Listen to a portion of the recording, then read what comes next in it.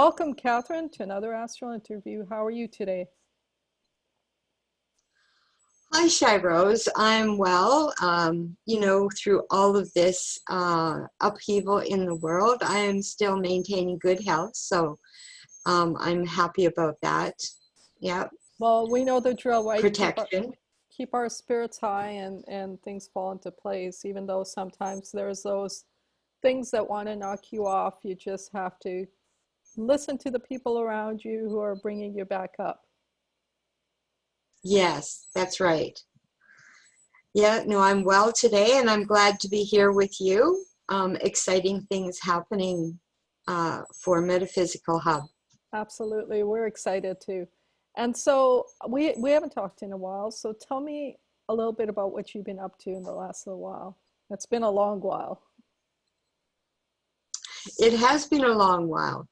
Well, I, like a lot of other people, was being very quiet and not going many places or seeing anyone for the last, 3, 4 months. But then it was interesting because all of a sudden on July 1st, it's like someone flipped a switch and I have been busy the whole month. So it's been wonderful, to say the Wonderful. least, that everything is coming back. Wonderful, wonderful. So for those who don't know anything about you or know you at all, can you give them a little history of your background and how you came to be doing what you're doing now? Okay, well, my experiences started at a very young age when my grandmother, she taught me how to read tea leaves and see pictures in the teacups. And it was a loving interaction with her. And it was just a family tradition at the time that we did when everyone got together. And so it was really a private family tradition that we would do when dinner was finished, and we would gather around the table, and we would have a cup of tea. And in those days, we would always use loose tea. Hmm. And then when the um, drinks were finished, we would look into the cups and read tea leaves. And it was just a natural activity that we did. And I didn't feel like there was anything unusual about it at Right, that time. right. And it wasn't until I had children of my own, uh, and they were bringing their friends around. This is when they were teenagers. And their friends wanted me to read their tea leaves. And I think they do, like it was an unusual request. Why would they want me to do that? And it Right. was at that time that I started realizing it was a unique It's activity and tradition that we were doing. right. And so, from there it carried on. Universe is really interesting, how it brings certain people into your life Right. when you're ready for it. Right. And so they do say when the student is ready, the teacher will appear. Right. So tell us And about your teachers so, then. yes, so fast forward then to when I um, was a little bit older. I would meet friends and people that would direct me to those teachers. And the first thing that got me on the right path was an advertisement in the local newspaper where this nurse was holding full moon celebrations. And it was in a park close by. And I dropped everything and I just went there because that had been one of the biggest influences and mysteries to me, was the full moon energy. Right. And I noticed changes in my behavior and sleep patterns and higher energy around those times. Well, this person, her name was Susan Kalasa. She's Mhm. on the other side right now, but Oh, she was the first link to my path of spiritual learning. right, right, And she introduced me to a spiritualist church with all the, teachers and mentors and mediums, that it was part of their general practice to do mediumship. right. And that's where it really began. And so then, where was this? Was this here in BC or was it some other part of the world? No, it was all local. Right, At that time, the church was in Burnaby, right, uh, just not too far from me where I live in Surrey. right, And that was the first spiritualist church I attended. And from there, I met, like I say, wonderful teachers, and I took courses and practiced psychic readings, all of those things. And that's where I was also introduced to oracle cards, right. which I use to this day to do my readings. So, So my readings are a combination of psychic mediumship. so psychic and mediumship. Okay, so we know that it was introduced to you by your grandmother through the tea leaves. The tea leaf reading opened that up to you. And you mentioned two things, psychic and mediumship. So can you speak a little bit about the difference between the two? Just give me 1 second here. Is there a difference between psychic and mediumship? And what is that difference? Uh, I believe definitely there is, and the experts have commented on that there definitely is a difference as well, although it can be used in combination. Now, as I understand it, psychic ability is the ability to connect with another person's energy in their aura or energy field and obtain information in that way. Um, that is one way of doing readings. Mediumship is different because you are connecting with spirits of people on the other side that are connecting with that person that you're with, and you have what I would describe as a liaison.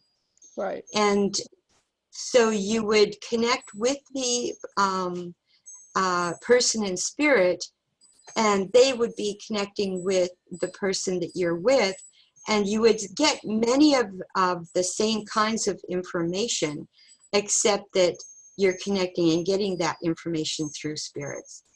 So you use the word connect a lot, and as you know, I love that word, connect and connections. Brings back a few Yes. memories. Um, Oh, yes, it does. some wonderful people, a wonderful location, great memories. So let's talk a little bit about connections and different types of quote unquote astral connections. Yes. Um, well, yes, I have good memories of those days with you as well. And I'm sure we're in for much more exciting and bigger times in front of us. Maybe in a different way, but it's all good. And Absolutely. so connections, well, there are many different kinds of connections. One of them that I enjoy a lot is connecting with spirits on the other side, not just of loved ones that belong to a person that I'm with, but I also belong to a group called Cornerstone, who does paranormal investigations of various locations. And Right, I've had some really interesting, exciting experiences. right. Um, And that is one of the more interesting aspects of connections, when you don't know who you're going to connect with, who they are, excuse me, where they came from, and who they belong to, and discovering what role they played in when they were alive.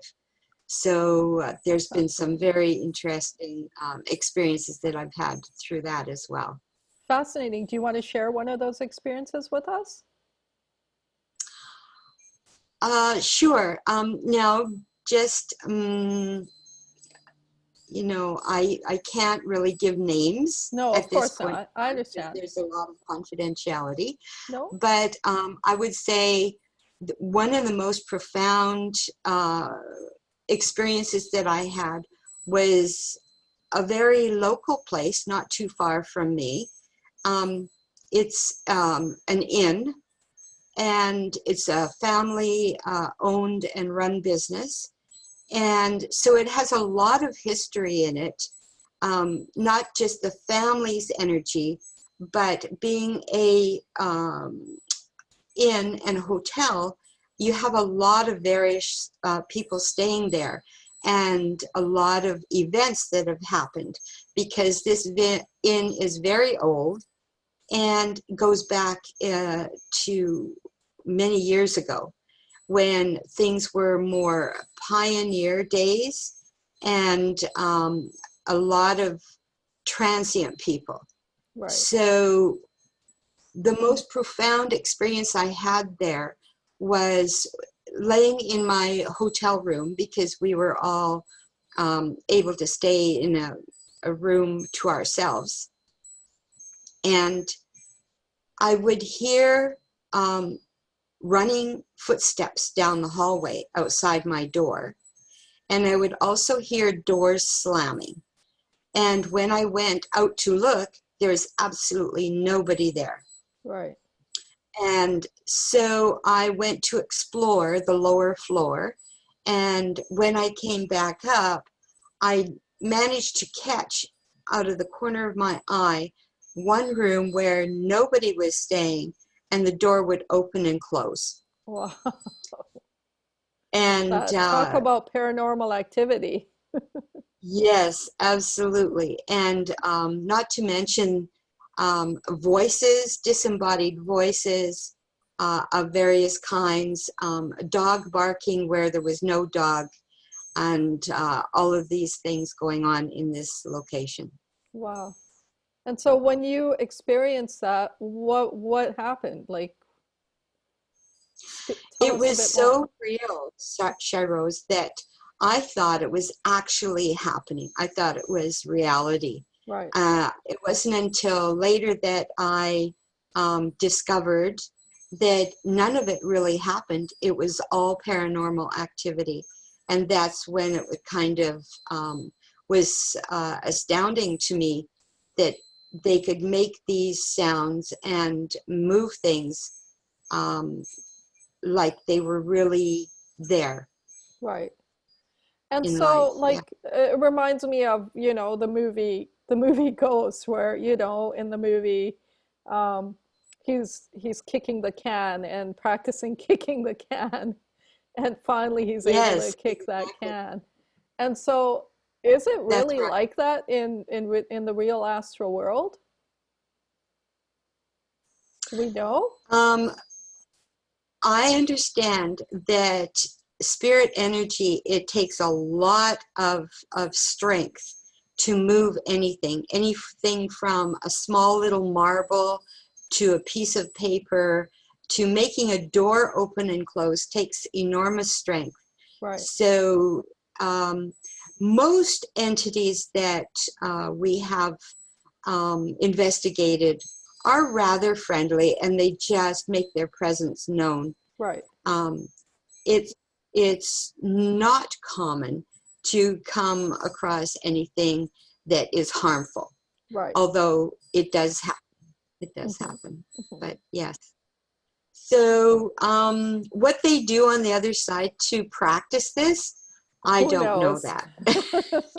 of course not. Yes, exactly. Um, but so but how do we know then that it's really hard for them to gather enough energy to access the physical then? How do we even know that?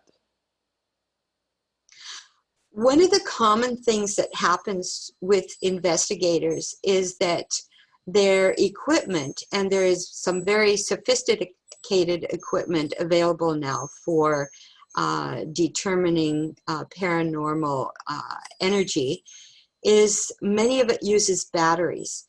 And the common thing that will happen is that you could put brand new batteries in your device, and next thing you know, you walk into a room and it's totally drained.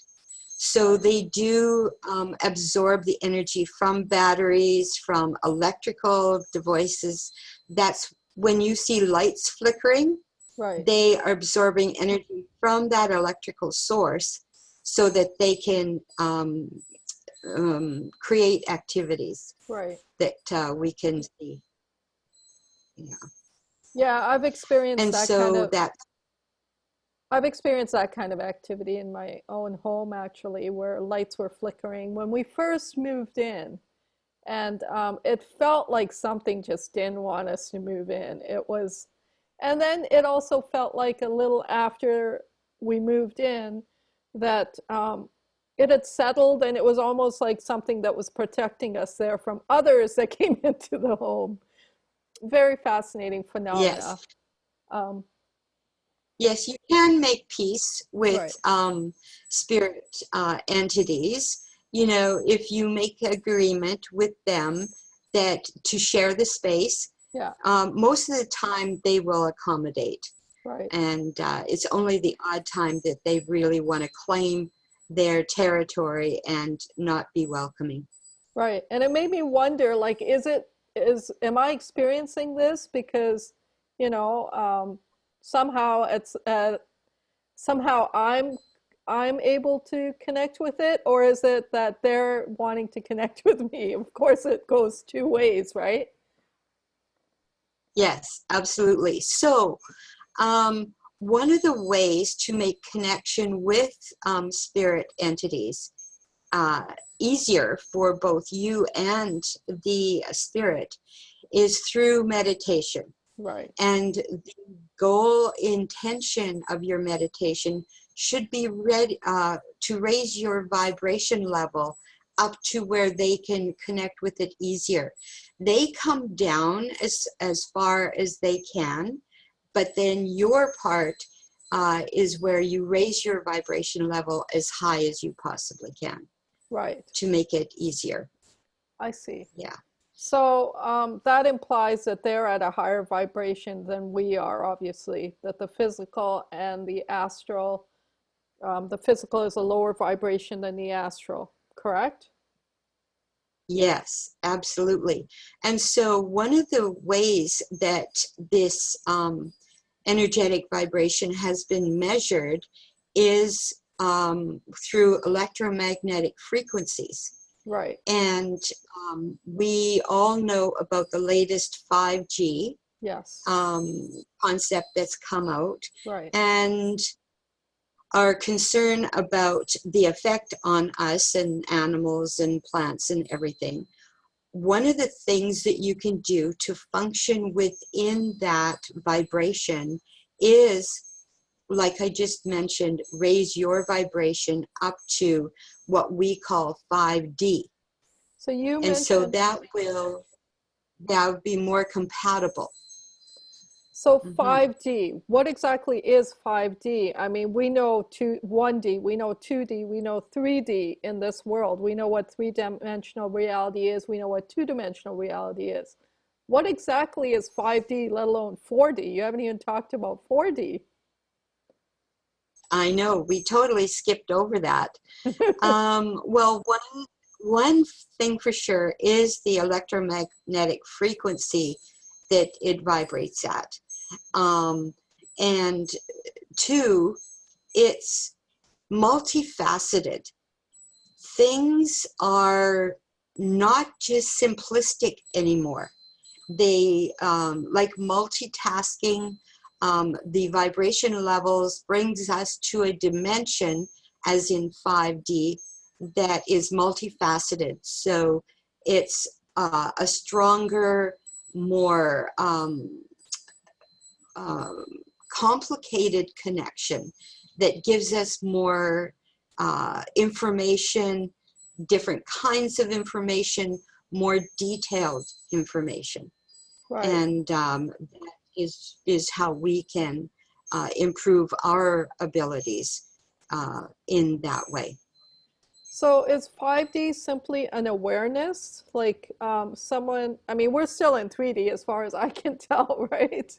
Everything around us seems 3D. Or is it 5D? And if it's 5D, then what's the difference?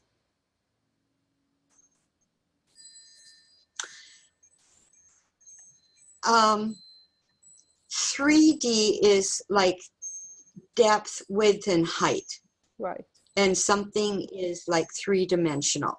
right. And so it wasn't too long ago that, like in photographs, for example, they became more and more 3D, like you and I speaking as we are now. Right, I can see the background and you're really like physically visible. right, right. So 5D takes you more like the energetic part of you that the average person doesn't see.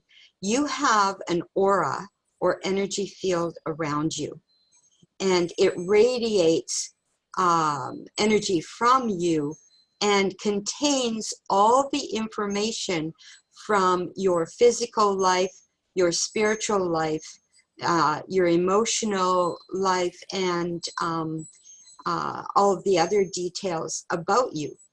Right. And that's how, that's what that 5D is all about. So when we speak about all these dimensions, we talked about psychics versus mediums, but we didn't really talk about what allows us to have the ability to be psychic or be mediumship or to be a medium. What differentiates someone who is from someone who isn't? So two things. First of all, we all are born with a certain level of instinct and intuition. And it stems from our pineal gland, Mhm. which everyone has. Right. And the inheritance from family traits and characteristics Mhm. can give a person more maybe than the average person, but totally can be developed. And strengthening that muscle of the pineal gland is what activates your psychic abilities. Mm. And you talked about meditation, so meditation is a way to do that. Absolutely. Meditation is like a workout for your pineal gland and allowing it to get stronger and send out more detailed information to you. And there's many ways to receive that information. There's 5 clairs, for example, which is the basics of psychic readings, which is clairvoyance, which a lot of people may know about, which is using vision, your third eye, which is right here. And there's a clairsentience, which is commonly called a gut feeling, which is connected with your solar plexus chakra, and your energy vibrations go in there, and that's the way you receive that information. There's also claircognizance, which is something that tells you in your mind that you know information and you have absolutely no idea where that information came from. Mm-hmm. And it's all in your cognizance. Right. The other one is uh, clairaudience, which is very common for people to refer to and know about, is that little voice that talks to you. Right. And it tells you things. Now, it could be your own voice, or it could be someone else's voice, but it will talk to you just like a conversation. Mm-hmm. So that's hearing that clairaudience communication. Right. So the And other, the last one, go sorry, ahead. the last one is clairvoyance, Okay. which is common as well. People will, out of nowhere, smell smoke or perfume, or like baking, home baking, which will trigger a presence of a spirit around you. And most commonly, it is someone that you have known in your life that had those things that you connect with. So it makes me want to think of my imagination, right? That I'm smelling smoke right now. Well, that's my imagination. Or I'm, smelling roses right now. Why am I imagining smelling roses right now?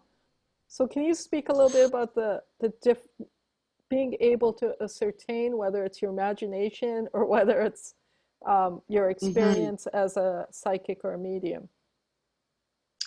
Well, I think the first thing is, in our brain, we have a left brain and a right brain. And our left brain is all logical. It helps us function on a day-to-day basis, whether it's reading, writing, um, performing a task. Driving down the street is all left brain activity. The right brain is more creative, and that's the part of your brain that connects with spirit energy. Right. And so when you do smell roses, for example, um, first of all, the logic of it, there is no logic. And so your left brain can't figure that out. Right. So the default is to, oh, it's my imagination, right? Right. But if you try to just focus on your right side of your brain and figure that out and are aware and trust, this is the key, trust and believe in spirit, then it makes sense. And so roses may be Aunt Gladys or Right. whoever is coming to you and Right. just wants to stop in and say hello and let you know she's there. So beautiful. Now you keep pointing to your head. We talked about the third eye. We talked about the pineal gland. But often you hear you don't want to be in your head. You want to be in your heart space. And Hmm. so can you speak a little bit about what that's all about? I think that's where meditation is very effective. Um, One of the things that I have found that is helpful to um, those who have attention, busy minds that find it hard to meditate is playing some hemisync music. And now this music is scientifically designed to calm your left brain and allow your right brain to dominate more. And that is very helpful. And the meditation, I feel, is one of the most common practices to get out of your head and into your heart and just allow. And of course, relaxation, finding a quiet space is one of the key ways of being able to do that. Right. Fascinating. Okay, so we talked about your past. We talked about all these experiences. We talked a little bit about psychic and mediumship. Let's talk about you now. What are you doing right now? Well, I do have my own practice. My business is called Tranquil Touch Services, and I do readings out of my home. I also do Reiki healing. I'm a Reiki master and have had this practice for many years. And I also do some events, and I do 1 day a week. I'm at a location in Cloverdale, and I can be found online. My website is tranquiltouchservices.ca, and my contact information is on there. So I offer services in a variety of ways. I can do long distance readings, either by phone or on Zoom, and or in person. So there's something for everybody. Well, when you talk about your different services, you mentioned you do events. What kind of events do you do? Um, Sometimes I do psychic dinners, which Awesome. is a neat event where you have an evening out in a restaurant um, with friends or join the group.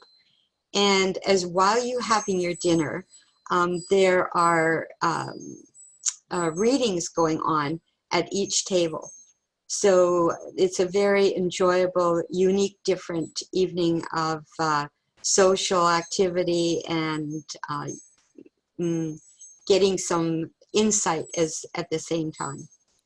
So, because we're in the times that we're in, we can't really do those right now. So, how would we No. accommodate something similar on maybe Zoom? On Zoom, I can definitely do one-on-one sessions. And I imagine that if you wanted to have a couple of people come to your home and take turns on Zoom, that would be a possibility as well. So Wonderful. no matter where you are, be safe. And it's the new way of doing things. So, you know, it's all safety oriented. Absolutely. Absolutely. Well, we're hoping you can do some events with us as well. And of course, you can find Katharine on the hub as well. And now I've come to ending my desire to ask you questions. I've run out of questions. Is there something you want to share with us? The one thing I would like to tell people is that everyone has a certain level of psychic ability, and it's possible to develop that. And I encourage you to explore that in different ways of practicing on your own, doing some simple exercises which are easy to do. Just get a deck of cards and try to determine which card it is and flip it over and see if you're right. But definitely the instinctual abilities is in everyone, and everyone can do this. And So the I encourage you to explore that avenue. and the more you do it, the better you get at it. Is that right? Yes, exactly. You know, practice makes perfect. So just do it and start out with for fun, and go from there. Get a friend or a couple of friends together and test each other. Absolutely. And then call Katharine and she'll help you out. Thank you, Katharine. Thank you I for this will. interview. It was an honor. Thank you, Shyrose. Thank you so much. Thank you.